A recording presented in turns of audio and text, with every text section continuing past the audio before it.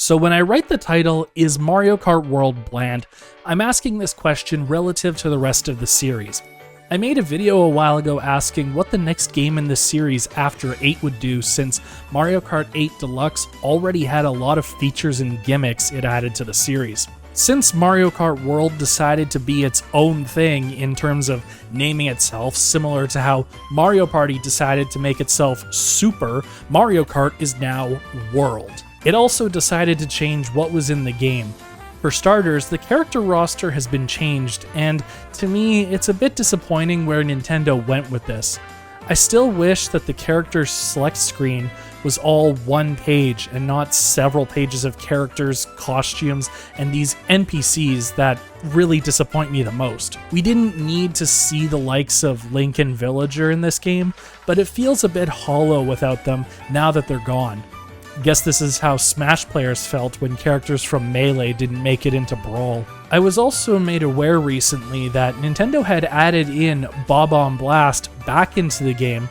I haven't even played this mode, but there was like 5 in 8 Deluxe, like 5 modes, and this game only released with like 2? I still wish that there was more to battle mode, but that's something for another video. Not only this, but I guess Nintendo didn't learn from their failure in Mario Kart 8, but the battle courses are just the regular tracks and not the battle arenas featured in almost every other game prior to this. Sucks, but battles are not the be-all end-all of what makes Mario Kart games fun. Possibly one of my favorite things is that the gliding and water racing has changed. Gliding still works the same, but is visually different. It's a nice change since we've had the gliding mechanics since 2011's Mario Kart 7. This also goes for the underwater racing, which has been changed into racing on the water's surface like we were playing Wave Race or something like that. While wave racing is nice, it's also kind of a fun thing to have an all-new trick system with the wall riding and rail grinding like we're playing Tony Hawk Pro Skater. Or Super Mario Pro Skater World, something or the other. I would have thought that this was going to make online races overly sweaty, but in my experience, hardly anyone uses these alternate pathways. This trick system is the defining feature of Mario Kart World, other than, of course, the open world and knockout tour that this game offers.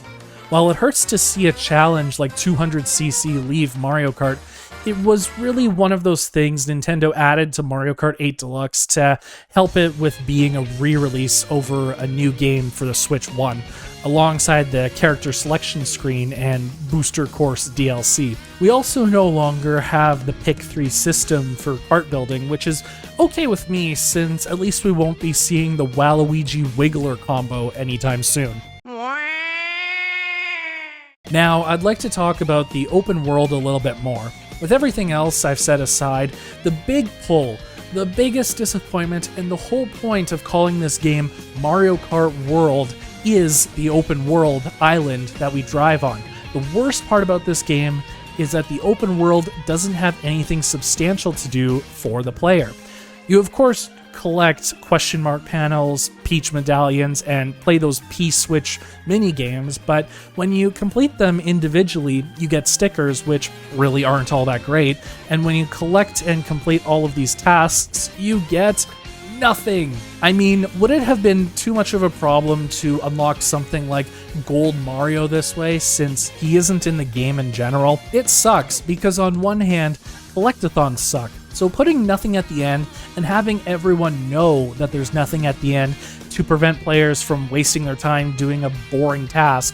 But on the other hand, putting these objectives to collect in the game, but when they are all collected and nothing happens, it's just a letdown. And it would make me wonder why we would go to the effort of collecting everything if there was no incentive to do so. Also, there's no prize for getting 3 stars on every Grand Prix and Knockout Tour. I've completed the single player, and there wasn't much to congratulate me for it. In previous games, this would have given you an alternate title screen at the least. This just kind of feels disappointing. Is this game bad? No. It's expensive, but it is fine. I enjoy seeing a new game in the series after so many years of Mario Kart 8 and Mario Kart 8 Deluxe, but what we have feels like a bit of a letdown. I'm happy to play this every so often when I have the itch, but I hope that in the near future we'll see a DLC for this game to add on to it. Maybe some new track, maybe some new characters even, but for now, I'm just gonna go get back to playing this game. If you like this video, I hope that you give it a like. If you like anything else I do here on this channel, maybe subscribe where that glowy button is below the video, if they still have that. I also have another channel where I make Let's Plays and other gameplay videos over at SchmadenYT, so if you want to see that, I have it linked on screen and in the description. Thanks for watching.